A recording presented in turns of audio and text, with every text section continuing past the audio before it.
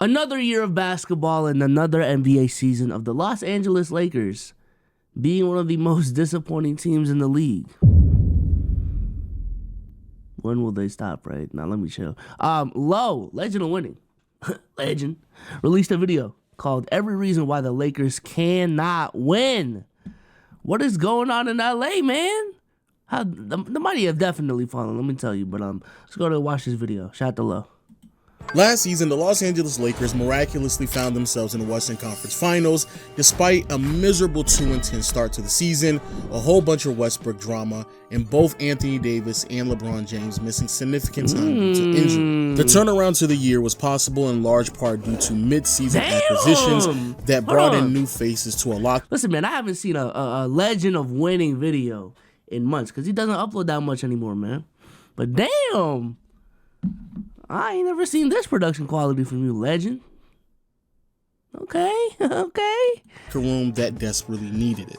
Couple all of that with Austin Reeves emerging as a quality rotation piece in the latter part of the year, and now we have a team heading into the new year with very, very high expectations. And those expectations reached new heights when many people perceived the Lakers offseason to be a pretty good one, thus thrusting this team into championship conversations. However, here we are in January and the Los Angeles Lakers are very far removed from those talks, as the storied franchise finds itself hovering around 500 with a putrid offense, and those offseason acquisitions not really panning out the way that many people expected. Man. And of course, when the Los Angeles Lakers do not meet expectations, the entire NBA community is put on notice. The fan base is demanding trades, pivotal information is being leaked, and head coach Darvin Ham's job is on the line. But before any significant changes— Yo, man, this dude Darvin Ham is getting the worst of it, bro. I'm not gonna lie, man. He's been getting cooked, man, for just putting his hands in his pockets, dog. Like, damn, he can't even put his hands in his pockets now. Nah, I've talked to Dom about it. Shout out to Dom in the pod. He said it's the principle of it. You know what I'm saying? Like, it'd be one thing if he was putting his pockets when it's a blowout win, but he'd be putting it down when they're down by like 10, when the other team just went on an 8-0 run. Like, bagless coach.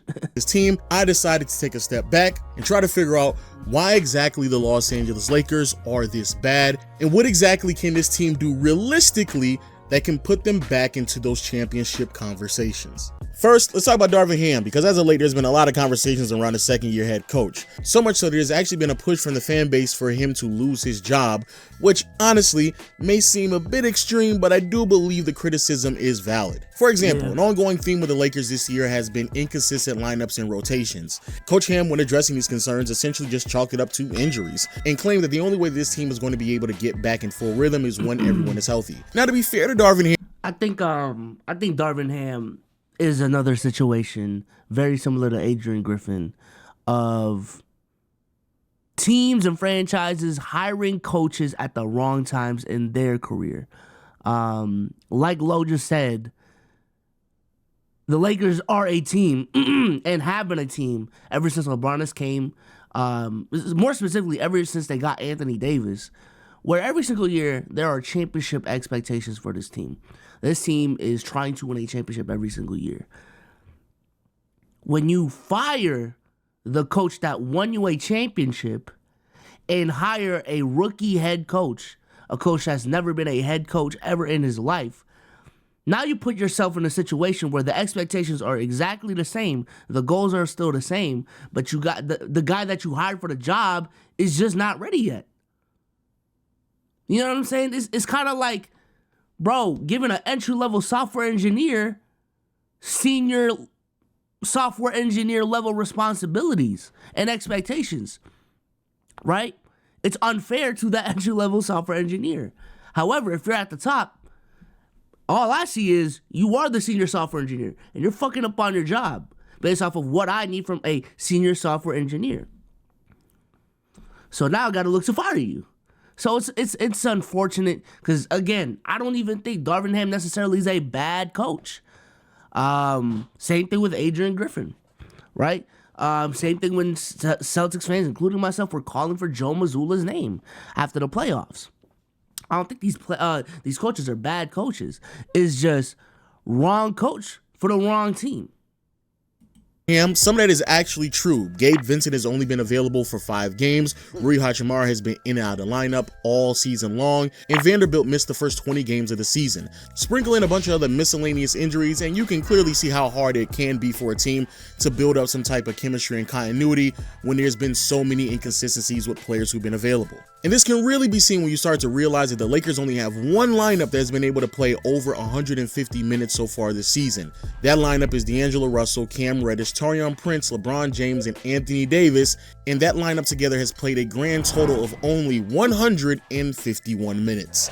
That's it, which is completely unheard of this deep into the season. However, all of this is still very disingenuous from Darvin Ham because no one is being critical of him for not playing players who aren't available, rather than being very indecisive with some of his lineups while also putting players on the floor with one another that don't really fit at all. For example, in the beginning of the season, the Lakers starting 5 consisted of D'Angelo Russell, Austin Reeves, Taurean Prince, LeBron James, and Anthony Davis. And literally within the first 9 games of the season, Ham decided to make a change, taking out Austin Reeves and inserting Cam Reddish into the starting 5. Mind you, Austin Reeves has been available all season long, so that decision had absolutely nothing to do with injuries. Then some 20 some odd games later, Ham made another change to the starting lineup by taking out D'Angelo Russell and inserting Jared Vanderbilt. Mind you, at that time, both D'Lo and Vando were healthy, so again, this has nothing to do with injuries. And then he made another change to the starting 5 just 4 games later by taking out Vanderbilt and inserting Austin Reeves back into the starting 5. So this is my thing, because we talked about this with the Pistons too and Monty Williams. I feel like some of these things are such a lose-lose situation for the coach, right? And it's because the Lakers have been streaky throughout the whole season. If they don't make an adjustment, now it's on the coach for not making adjustments, right? If they go on a 4 or 5 game losing streak, which I don't think they have, but let's just say they're on a little bit of a cold streak, and they don't make an adjustment, it's on Darvin Ham for not making adjustments to the starting lineup. If he makes too many adjustments, now he's making too many adjustments. I don't know, bro. I don't know. I get where Lowe's coming from, but damn, coaching's hard. Coaching's hard, man. Indecisiveness with Austin Reeves in the starting lineup alone will lead people to question some of the decision making from Ham. Now, what is the significance of all of this? Well, A, it's important that we highlight how Darvin Ham was being very disingenuous, but also it is essential to highlight that all of Darvin Ham's decision making when it comes to lineups and rotation has never really addressed the biggest problem with the Lakers, and that is offense. Offensively this season, the Lakers have been miserable, consistently being in the bottom 10 and sometimes even worse than that. Now, why exactly is this team's offense so bad? Well, there are several contributing factors. Bro, you got 2 of the top 15 offensive weapons in the league, and you have the 23rd best offense in the league. That's horrible, bro. That is absolutely horrible.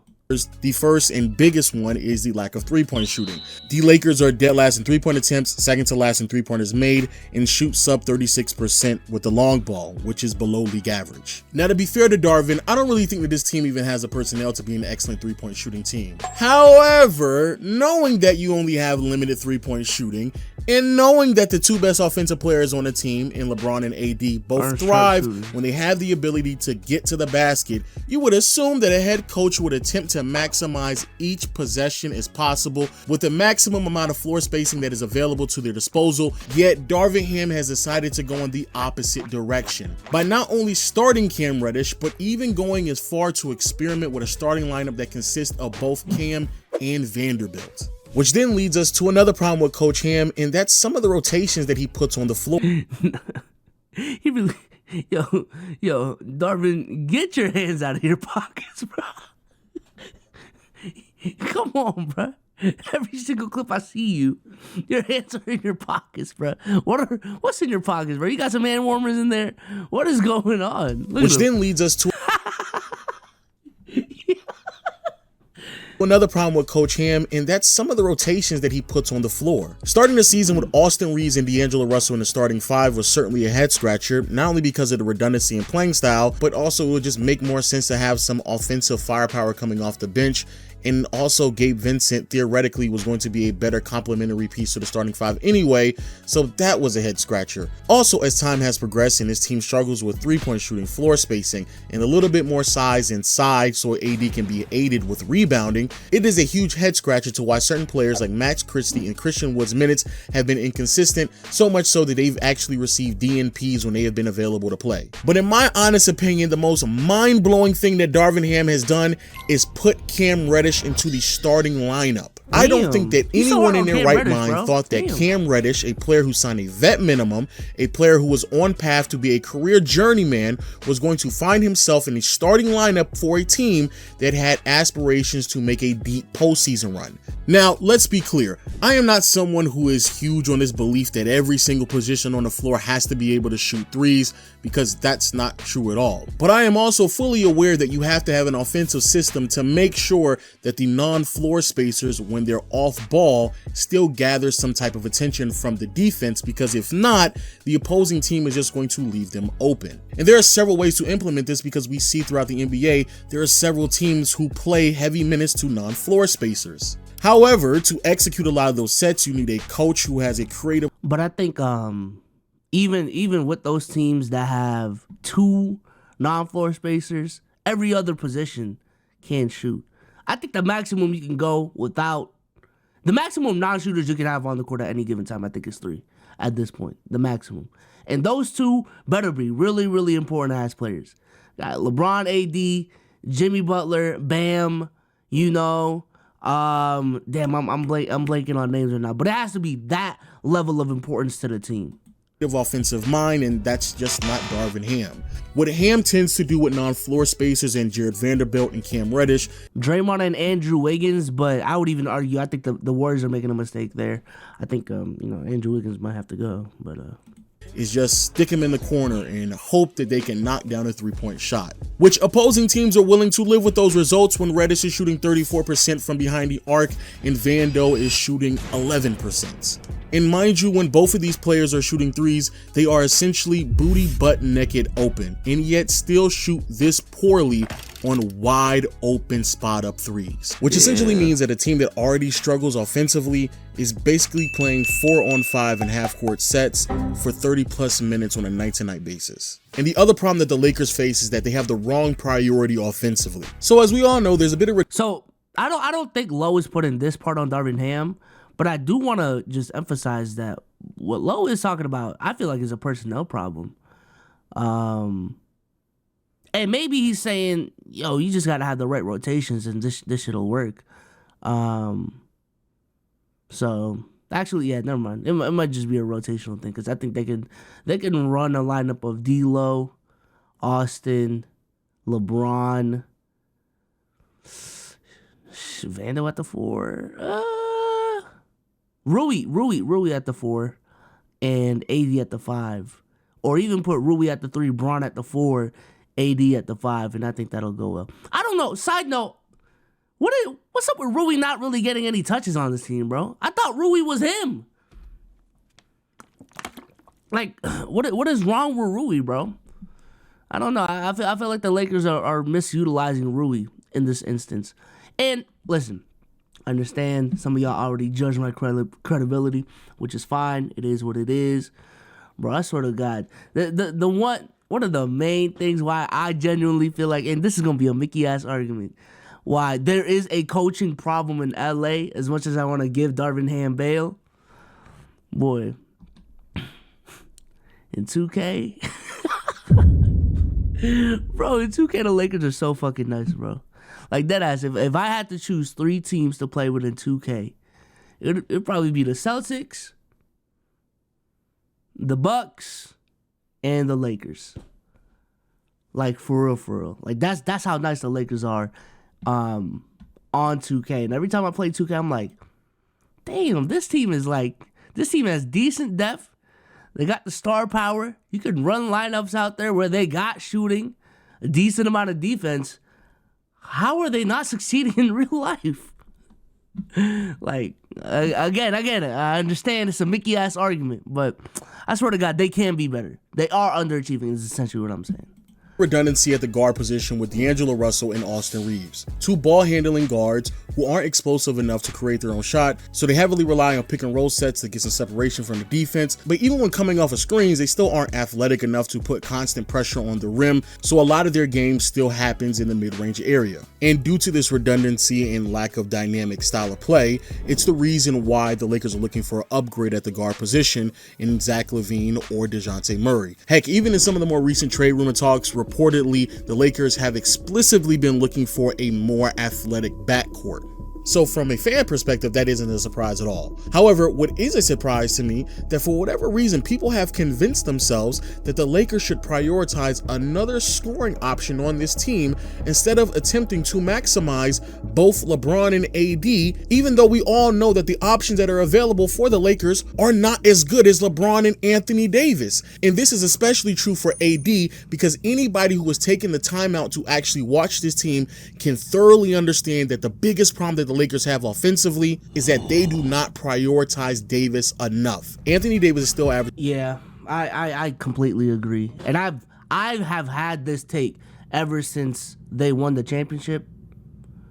The Lakers, for some reason, have made the construction around LeBron and AD as hard as it can. Like, as hard as it can, bro.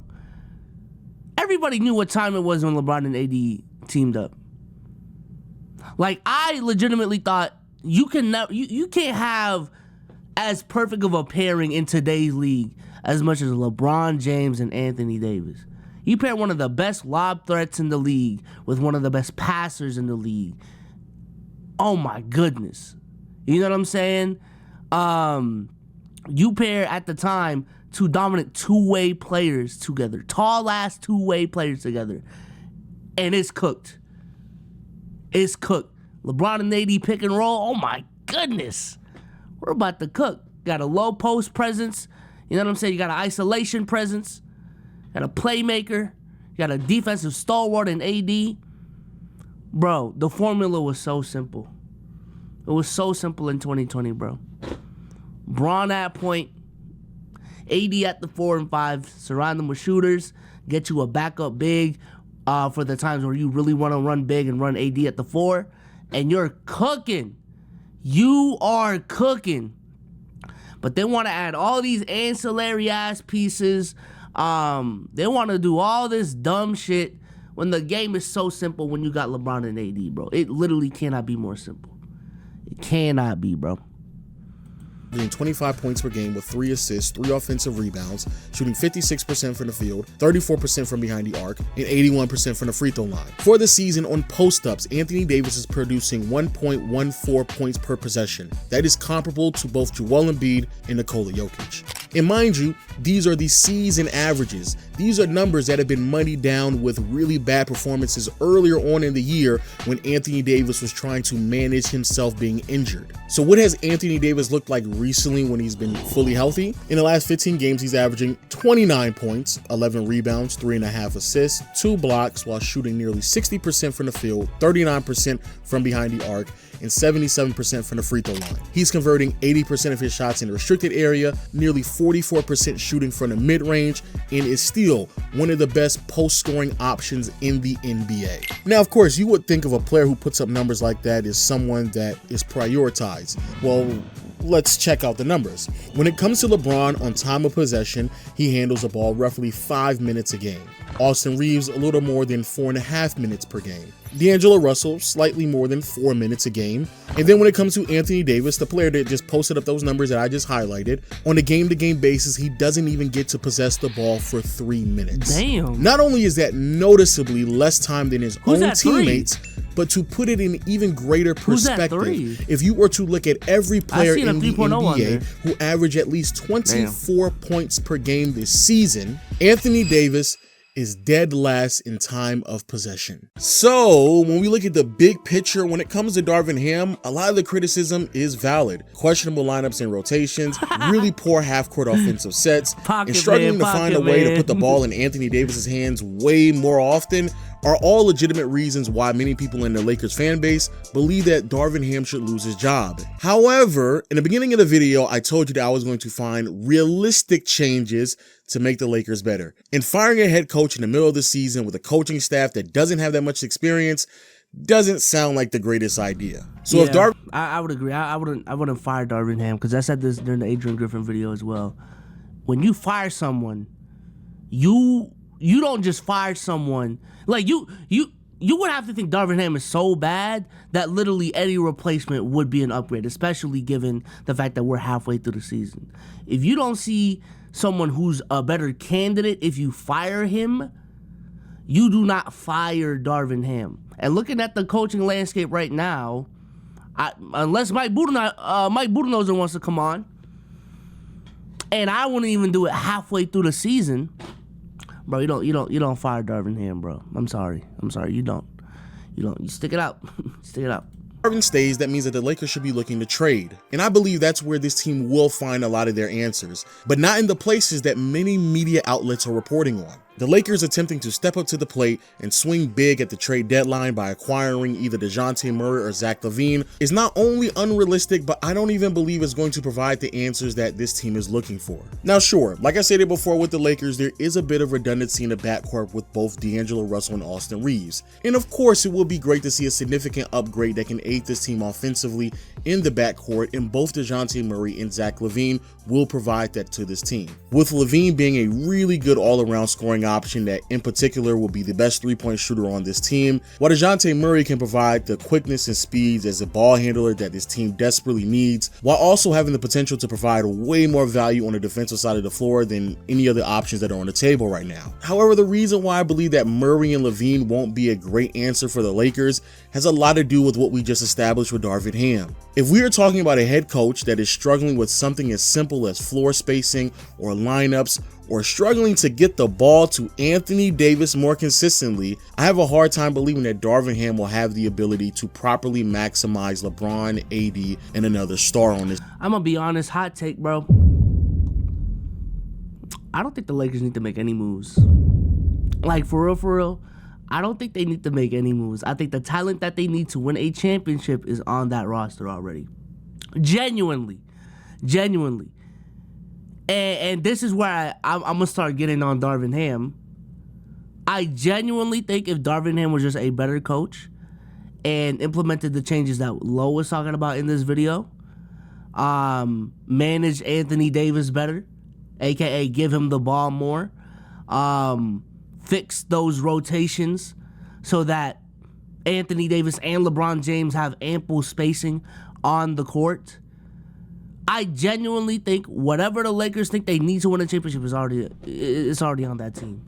It's already on that team. This idea of trading D'Lo or trading Austin Reeves to get Zach LaVine or DeJounte Murray, yes, it's gonna be nice on paper, but genuinely, I think the problems that this team has doesn't necessarily get fixed by just adding or subtracting players. They gotta look within. Darvin Ham needs to tee the fuck up, because I want to throw him as much bail as possible because he is a young head coach in the league. But I can only throw you so much bail. And ultimately, when it comes to the downfall of this Laker team, I do think, fortunately or unfortunately, a majority of that blame does have to go to Darvin Ham. It does. Because again, when the talent is there,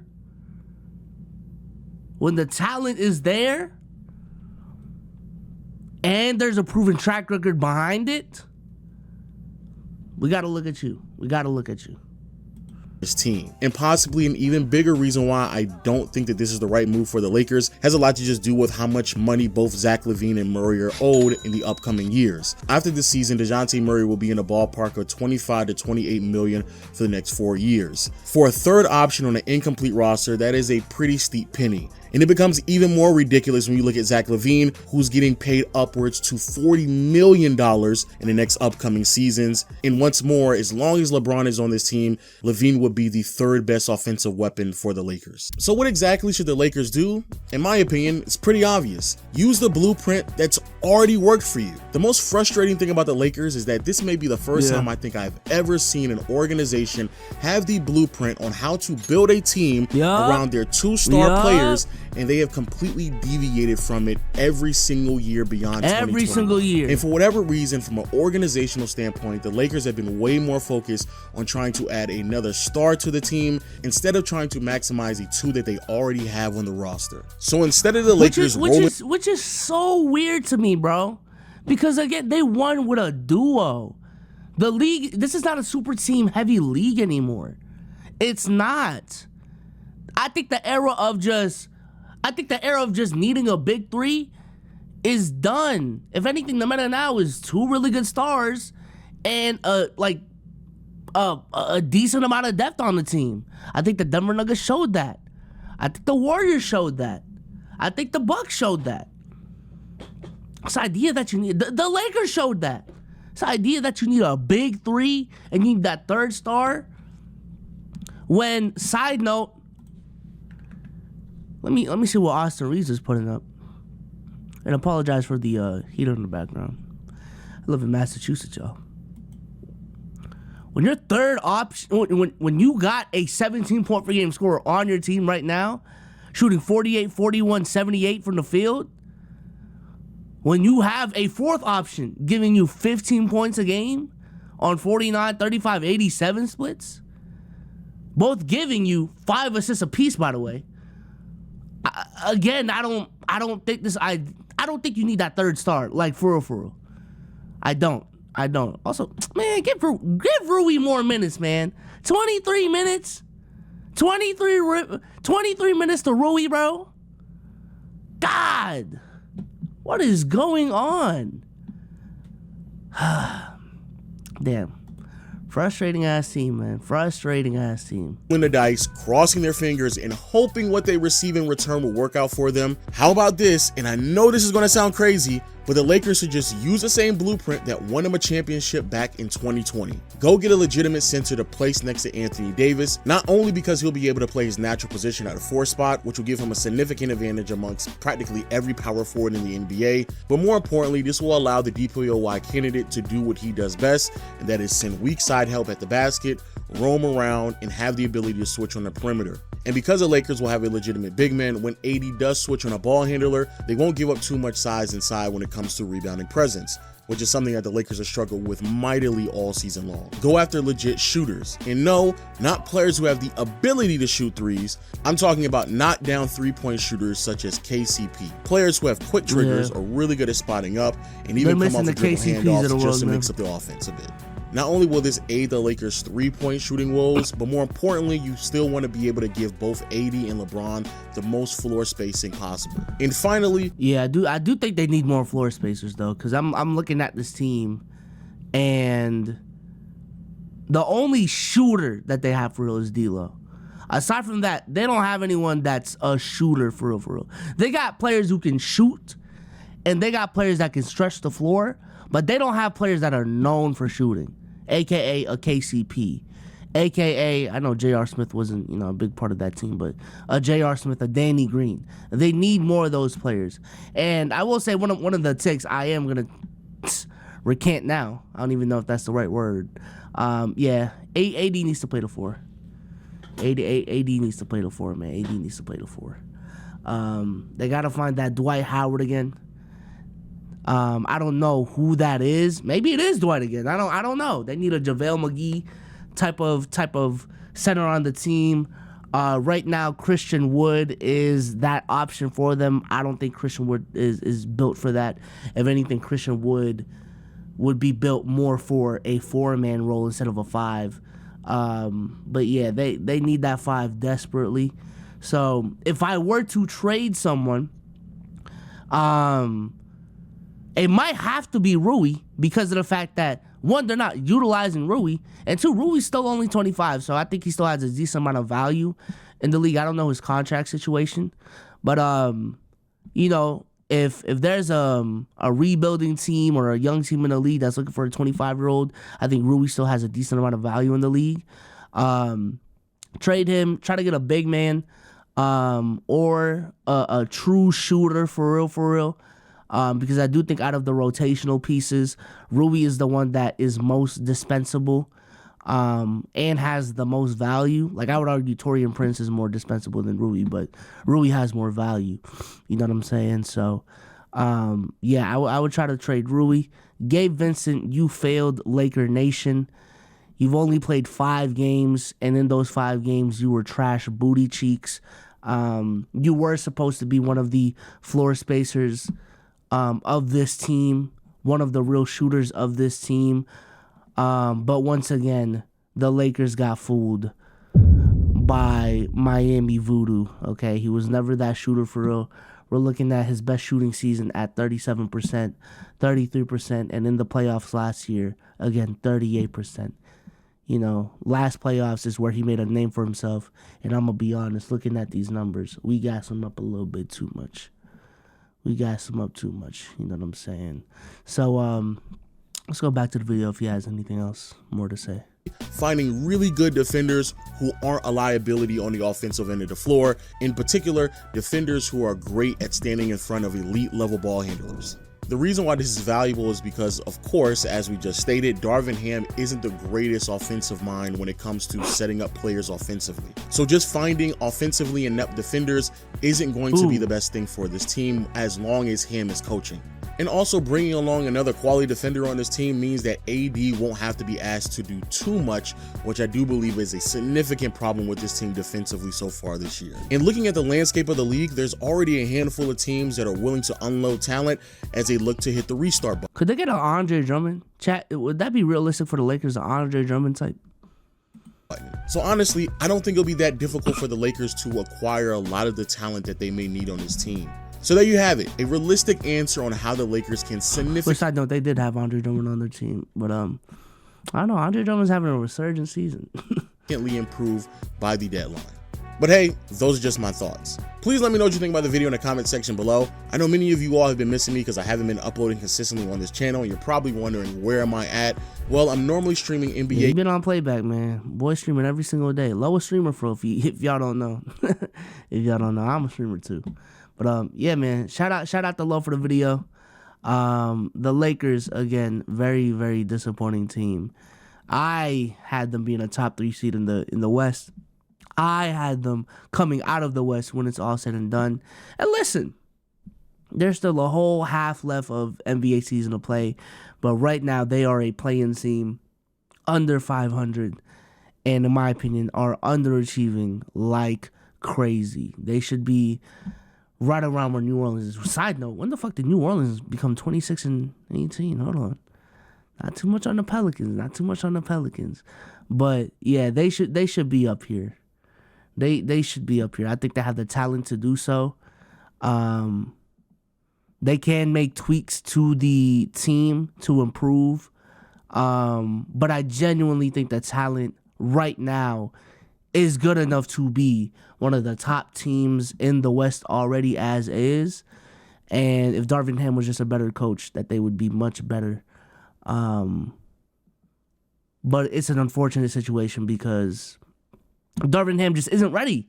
He just isn't ready. But yeah, shout out to Love for the video. And I'll catch you on the next one, man. Peace.